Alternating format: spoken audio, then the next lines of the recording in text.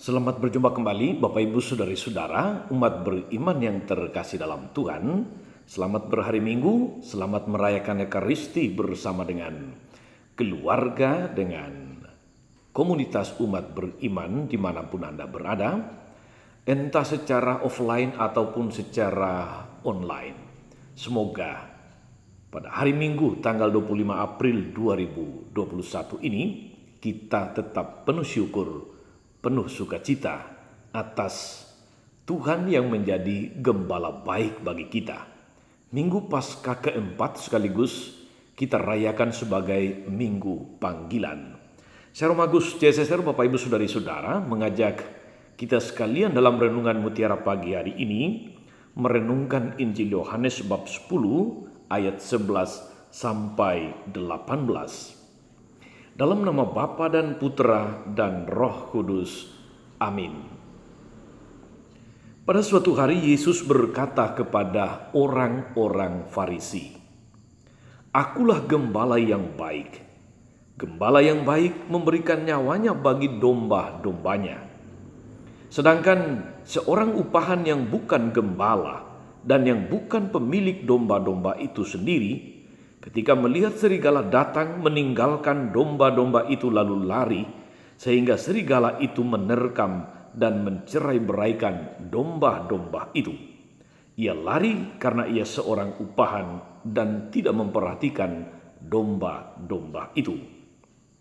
Akulah gembala yang baik. Aku mengenal domba-dombaku, dan domba-dombaku mengenal aku. Sama seperti Bapa mengenal aku dan aku mengenal Bapa, dan aku memberikan nyawaku bagi domba-dombaku. Ada lagi padaku domba-domba yang lain yang bukan dari kandang ini. Domba-domba itu harus kutuntun juga. Mereka akan mendengarkan suaraku, dan mereka akan menjadi satu kawanan dengan satu gembala. Bapa mengasihi aku oleh karena aku memberikan nyawaku untuk menerimanya kembali. Tidak seorang pun mengambilnya daripadaku, melainkan aku memberikannya menurut kehendakku sendiri. Aku berkuasa memberikannya dan berkuasa mengambilnya kembali. Inilah tugas yang kuterima dari Bapakku." Demikianlah Injil Tuhan. Bapak Ibu, Saudari-saudara, umat beriman yang terkasih dalam Tuhan kita Yesus Kristus. Saya memelihara 3 ekor ayam kate, ayam yang pendek-pendek itu. Kadang-kadang Bapak Ibu mendengar dalam renungan mutiara pagi ada bunyi ayam berkokok. Itulah mereka. Mereka kandangnya cukup dekat dengan kamar saya. Mereka bisa berkokok kapan saja. Mereka tidak mengenal jadwal. Pagi, siang, malam, tengah malam, dini hari mereka berkokok kapan mereka mau. Tiap pagi dan sore secara teratur saya memberi mereka makan, entah itu beras, entah itu jagung, dan juga sering pula saya menangkap belalang untuk mereka makan. Saudari-saudara yang terkasih dalam Tuhan, saya memperhatikan setiap kali saya mendekati kandang mereka, ayam-ayam itu datang mendekat. Mereka selalu melihat apa yang ada di tangan saya, dan lalu mereka menggerak-gerakkan kepala dengan lucu sambil melihat apa yang saya bawa, apa yang ada di tangan saya. Lebih-lebih kalau saya membawa belalang, mereka menjadi sungguh tidak sabar, seperti girang sekali, menjadi tidak tenang di kandangnya. Lalu kemudian setelah saya beri, mereka akan makan dengan lahapnya. Sepertinya saudari-saudara sudah terprogram dalam insting mereka bahwa kalau saya datang, pasti saya akan memberi mereka makan. Anehnya saudara-saudari, kalau orang-orang lain yang datang ke dekat kandang, bahkan yang tinggal di komunitas keuskupan ini, mereka seperti waspada, Gerakannya itu tidak banyak bergerak, tapi melihat untuk memastikan apakah orang baik atau orang jahat yang datang. Mereka akan berkokok dengan kokokan yang tidak biasa, kokokan yang penuh dengan kewaspadaan. Tetapi kalau saya yang datang, mereka berkokok dengan manja, datang mendekat, tidak sabar untuk menerima makanan. Iya, mereka mengenal saya sebagai tuannya tentu saja. Dan saya tahu perilaku mereka sebagai ayam. Mereka tidak merasa takut. Mereka tidak merasa terancam karena mereka tahu siapa yang datang, siapa yang memelihara mereka, siapa yang selalu memberi mereka makan dan minum. Bapak Ibu Saudari-saudara, umat beriman terkasih, para pendengar setia Renungan Mutiara Pagi dimanapun Anda berada. Minggu Paskah yang keempat ini, atau setiap Minggu Paskah keempat, dirayakan sekaligus sebagai Minggu Panggilan, Minggu Gembala Baik. Sebagai Minggu Panggilan, saudari-saudara, sabda Tuhan hari ini berbicara tentang gembala yang baik. Tentu gembala baik itu adalah Tuhan yang dimaksud dan kita semua sebagai domba-dombanya. Tidak sulit untuk mengidentifikasi kualitas-kualitas gembala baik dalam Injil hari ini. Sebab gembala baik itu Tuhan mengenal kita. Tuhan menuntun kita. Tuhan memelihara hidup kita. Dan bahkan Tuhan menyerahkan nyawa, memberikan diri supaya kita selamat. Ini gembala yang sejati, gembala yang baik.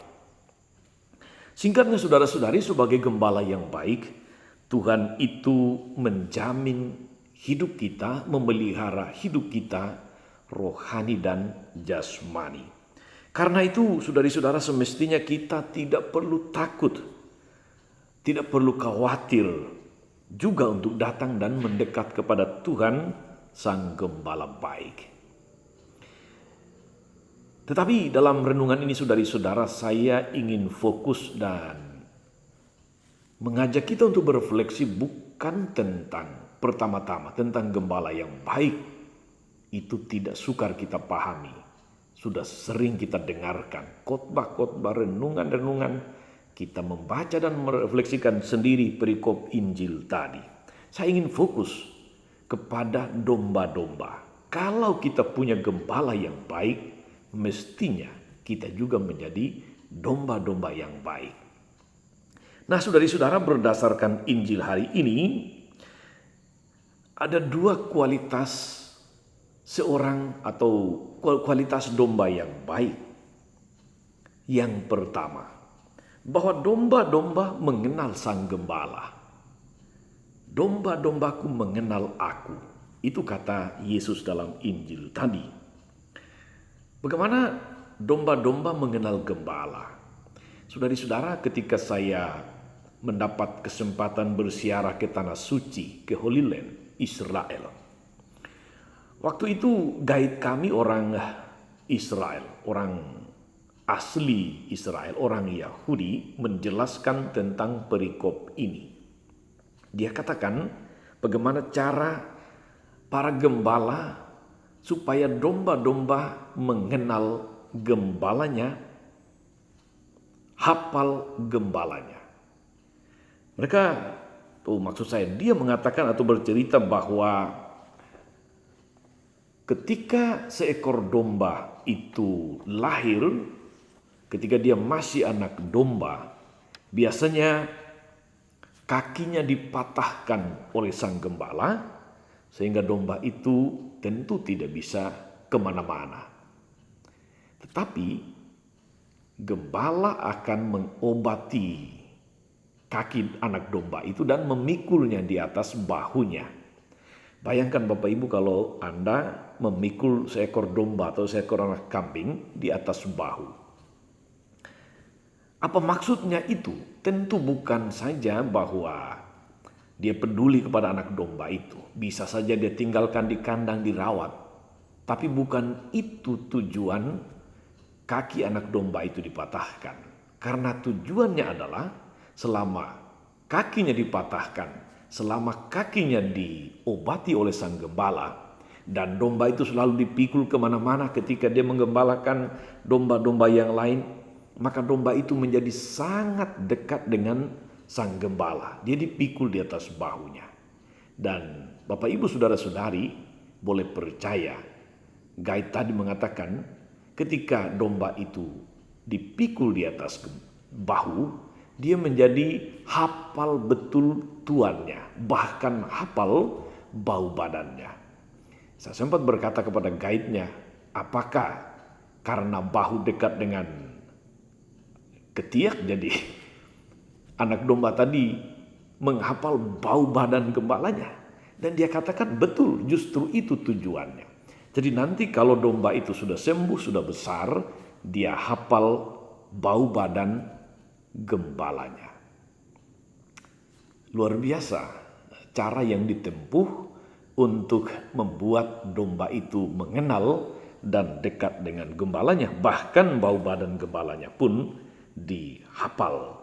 Saudari-saudara terkasih, selama domba itu dipikul di atas bahu gembala, dia menjadi sangat dekat dengan gembala. Dia dipelihara, diobati oleh gembala. Dan karena itu, dia lalu sangat mengenal, sangat merasakan pemeliharaan itu. Saudari-saudara, mestinya kita sebagai pengikut Tuhan, sebagai domba-domba bagi Tuhan, harus menjadi seperti anak domba tadi. Saudari-saudara, sudah berapa lama kita menjadi pengikut Kristus, Sang Gembala baik itu? Seberapa dalam kita mengenal Yesus, menjadi sehati seperasaan dengan Tuhan karena dekat dengan Dia? Seberapa dalam usaha kita untuk semakin mengenali Dia, mengenali Sang Gembala dalam pengalaman dan peristiwa hidup yang nyata? Apakah kedekatan kita dengan Tuhan itu sama banyaknya dengan lamanya kita menjadi pengikutnya? Artinya makin lama kita dekat dengan Tuhan, maksud saya makin lama kita mengikuti Tuhan, otomatis kita makin dekat dengan Tuhan. Ini bahan refleksi yang saya pikir baik bagi kita untuk renungkan. Apakah kedekatan kita dengan Tuhan itu membawa pengaruh-pengaruh baik di dalam hidup kita? Saudari-saudara, jangan tunggu kaki kita dipatahkan dulu baru kita kenal Tuhan seperti sang anak domba tadi. Maksud saya, jangan kita tunggu ada masalah dulu baru berteriak kepada Tuhan, baru cari Tuhan. Kena musibah dulu baru kemudian mau dekat dengan Tuhan. Dapat pergumulan-pergumulan yang berat baru mencari Tuhan. Itu artinya kita menunggu kaki dipatahkan dulu baru mau kenal Tuhan, baru mau dekat Tuhan, baru mau mencari Tuhan. Jangan menunggu seperti itu, karena setiap saat kita bisa dekat dengan Tuhan. Setiap saat kita bisa mengenali Dia dalam setiap peristiwa hidup. Kita hanya perlu punya kepekaan hati untuk merasakan Tuhan yang dekat, yang menyelenggarakan hidup kita, rohani dan jasmani. Yang kedua, saudari-saudara, sekaligus yang terakhir, domba-domba mendengarkan suara gembala. Tuhan Yesus katakan, mereka mendengarkan suaraku. Karena kedekatan dengan Tuhan, domba-domba itu hafal betul dengan suara gembalanya. Hafal suaranya. Saudari-saudara, pertanyaan refleksi untuk kita. Sudah berapa lama kita menjadi pengikut Kristus? Sudah berapa banyak kita mendengarkan sabda Tuhan dalam ibadah, dalam misa, dalam katekese, dalam Doa-doa di lingkungan, dalam keluarga sudah seberapa banyak? Pertanyaan yang penting adalah apakah kita sebatas mendengar atau mendengarkan? Karena dua kata ini berbeda, mendengar dan mendengarkan. Dalam bahasa Inggris mendengar itu to hear, tetapi mendengarkan itu berarti to listen. Dalam arti lebih kepada memperhatikan, lebih kepada melaksanakan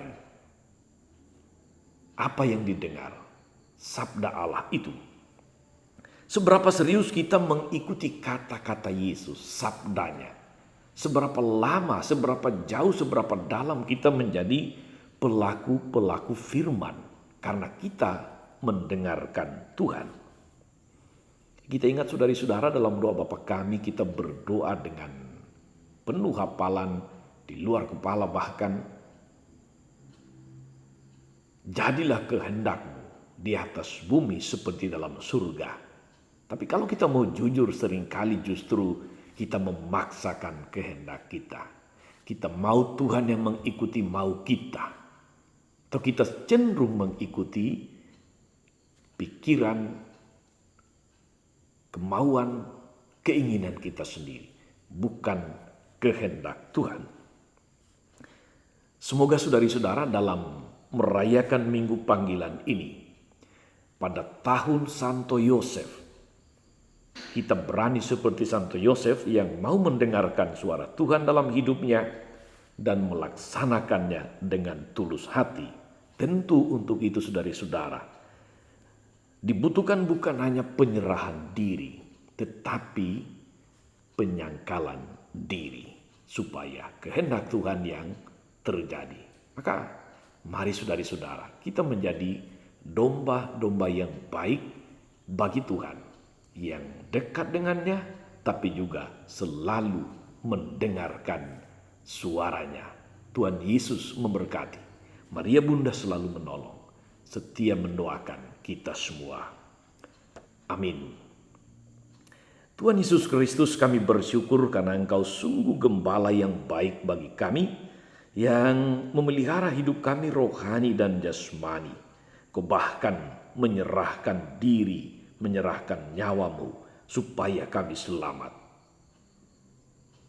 Mampukan kami Tuhan agar kami tidak hanya menjadi pengikut yang pasif, tapi kami menjadi domba-domba yang baik, yang mendengarkan suara-Mu, melaksanakannya dalam hidup kami, dekat dengan-Mu, sehati seperasaan dengan-Mu. Tuhan, ingatlah akan hamba-Mu Maria Yvonne Aileen Datulino yang hari ini merayakan ulang tahunnya yang ke-17. Semoga oleh berkat-Mu dia boleh sehat, umur panjang, menjadi anak yang berbakti, sukses dalam studi, dan boleh masuk universitas yang dicita-citakan. Pandanglah dengan penuh kasih saudara-saudari kami, ya Tuhan, para awak kapal selam Nanggala yang sampai saat ini masih terus dicari. Semoga oleh penyelenggaraan-Mu yang luar biasa, para awak kapal selam Nanggala ini pada akhirnya boleh ditemukan selamat, khususnya untuk Letda Resa Trisigar. Semoga pada akhirnya kabar baik boleh sampai kepada kami, kepada keluarga. Namun ya Tuhan, terjadilah kehendak-Mu kini dan sepanjang segala masa. Amin. Saudari-saudara sekalian, berkat Allah turun atas saudari-saudara, atas mereka yang kita doakan atau kita janjikan doa, mereka yang sakit dan menderita, segala rencana, karya, dan pelayanan kita sepanjang hari ini, Bapa dan Putra dan Roh Kudus. Amin.